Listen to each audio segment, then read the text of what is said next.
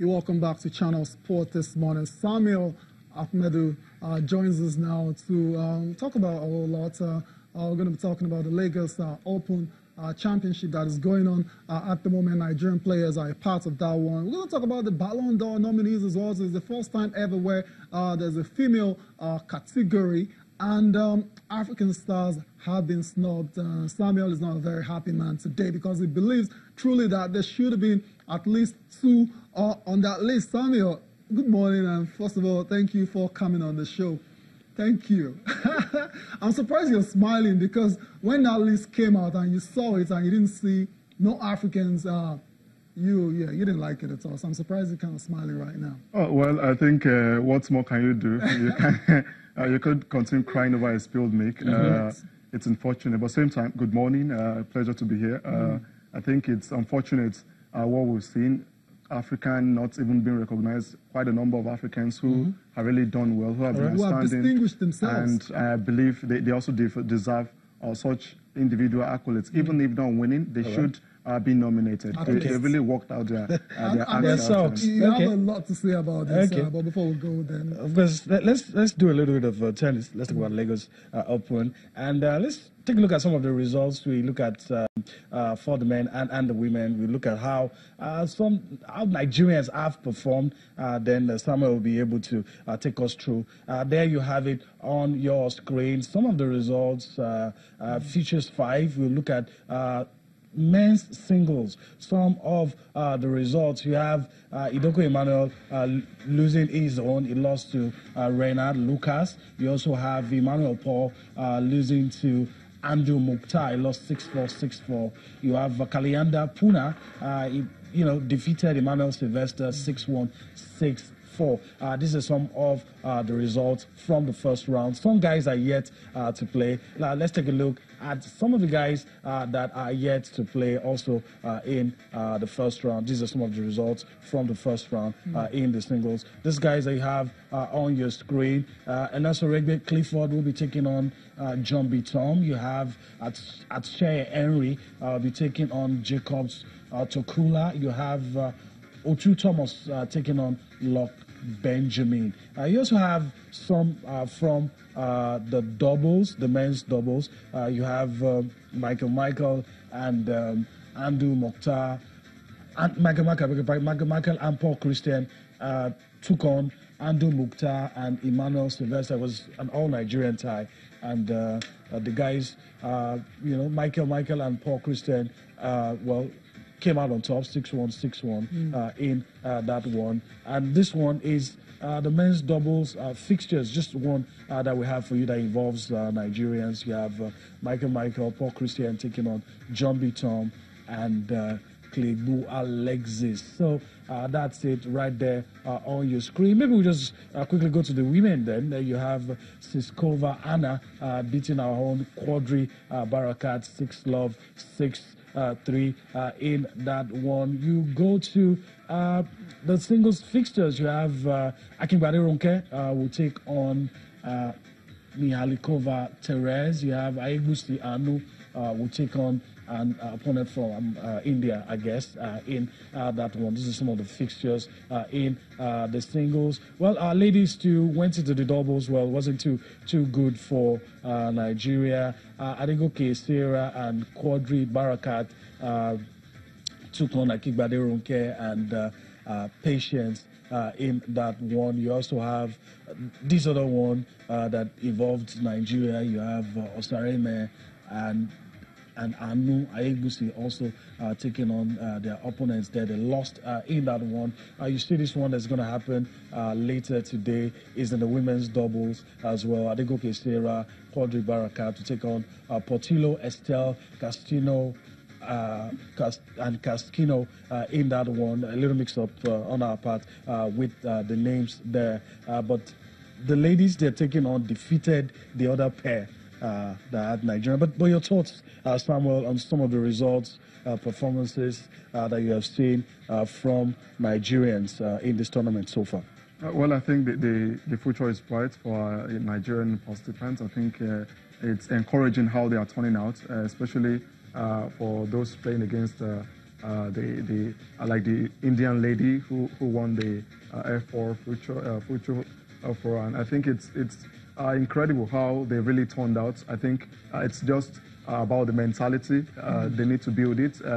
It's somewhat a challenge we've had generally in any competition, without football, in any sport. I think we struggle with mentality going against international athletes. Why? Because we limited exposure seem to count against us, and also the quality of the competition we also participate in is also key. So when you don't get to compete against the best in the world regularly, it's more somehow shorten your ability to also challenge for laurels. So I think it's huge. But what they are doing right now, I've watched some of these events in Abuja, and I think it's encouraging what they are doing for the game of tennis and also for the Nigerian participants. I think we really can hope they continue to improve, develop themselves, and also build great mentality, and possibly get sponsors who take them to major competitions outside Nigeria, and they can really compete and also hold their own against the best in the world. The Nigerians left. Okay, let me ask this way. In spite of the losses, with what you've seen, are you impressed with the quality of players Nigeria has been able to provide and play in this competition? Yeah, seeing the result, I think we need to give credit to these tennis players. It's not easy. Seriously, competing against the top seeds, highly ranked players. You know, this is a competition that you get to, just like you're playing a marathon. You rowing against the Kenyans, the Ethiopians. You know behind your mind that it's really unlikely. But again, in the spirit of competition, you mustn't lose before going into the going into the tracks or also going into the court. So I think it's great how well they've turned out. We need to just encourage them. They need more exposure. They also need to build a great mindset to see them compete at the top level. And what they are doing now, even seeing more competition on the local level, it's huge. It will tell a lot about how well they will turn out going to a future competition. All right. So maybe I'll just throw this one in as we leave Lagos Tennis Open. At what point do you think a Nigerian or Nigerians will start taking away the prize money between now and at what point? I think it's going to take time. It's going to take time. But again, we must probably see this as a long-time project. We mustn't be in a hurry to see we achieve results or achieve a medal winning, a podium feat. I think it's really going to be important that we concentrate on developing these athletes, see them mature very well, build strong mentality, and they should be able to hold their own in the future. And when you don't expect is even when they blow up on the stage. All right.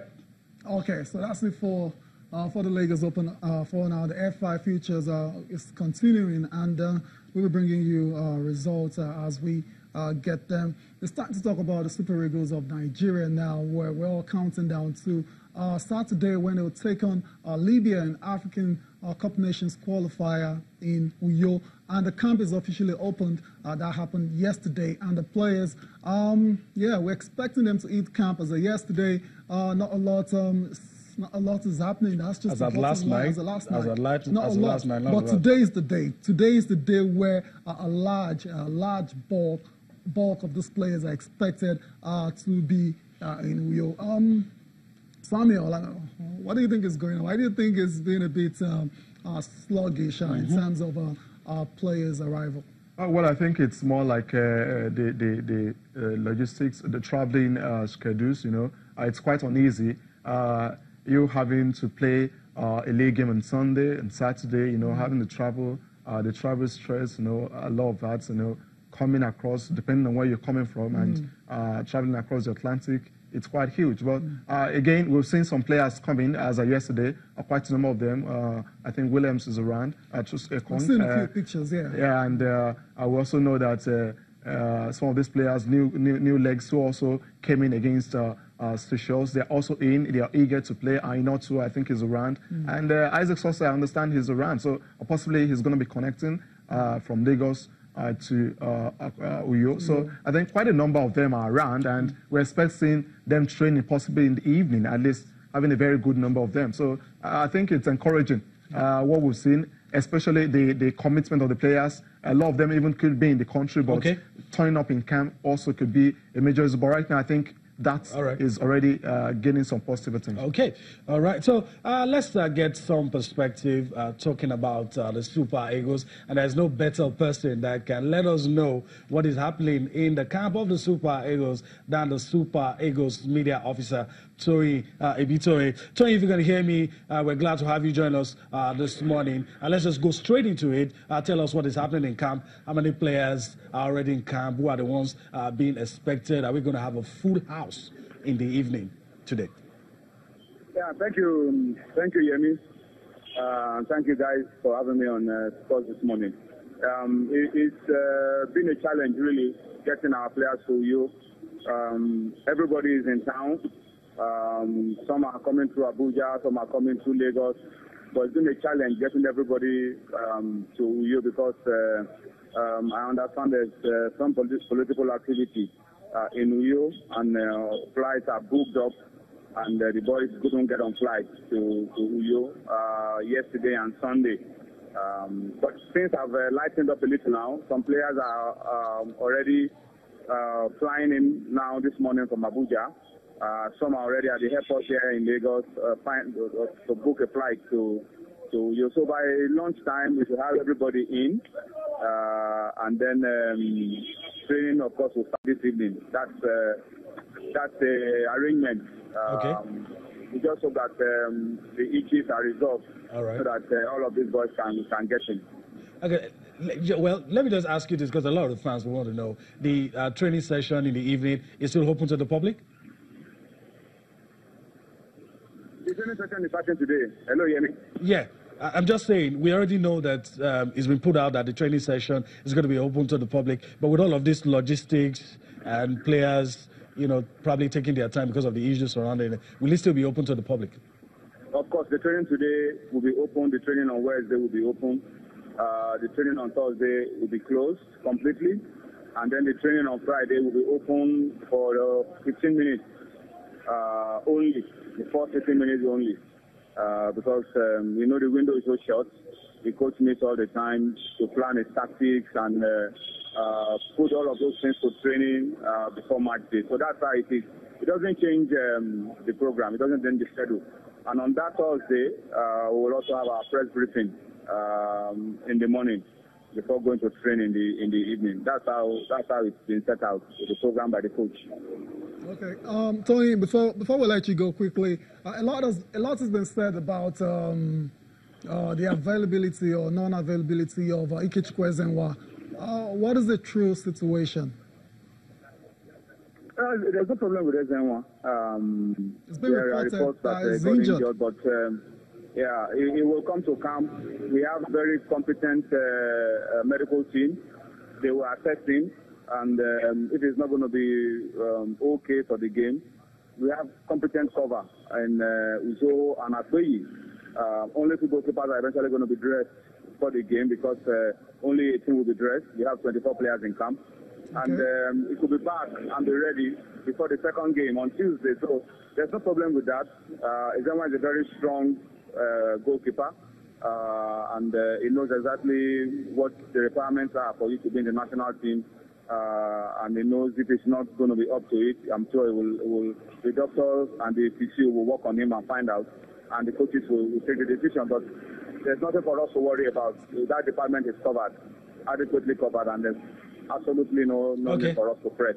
All right. I know the guys are yet to get in, but are there any withdrawals or are there any injury worries that the coach is probably heard about? Any of those issues to worry about? No. For now, and we hope it stays this way before, during, and after the game. All right. Because we also like to return them to their clubs in good shape. So no injury worries, and we pray it stays that way. Now, during the game and after the game, so they can get back to their clubs in good health. All right. Tony, I want to thank you for your time on the show today. Hopefully, we'll do this again some other time before the game. Thank you very, very much. That's been the Super Eagles media officer, Tony Ibitoye, telling us what is happening in the camp of the Super Eagles. We're going to break now. When we return, there's still so much for you on Sports this morning. Join us again.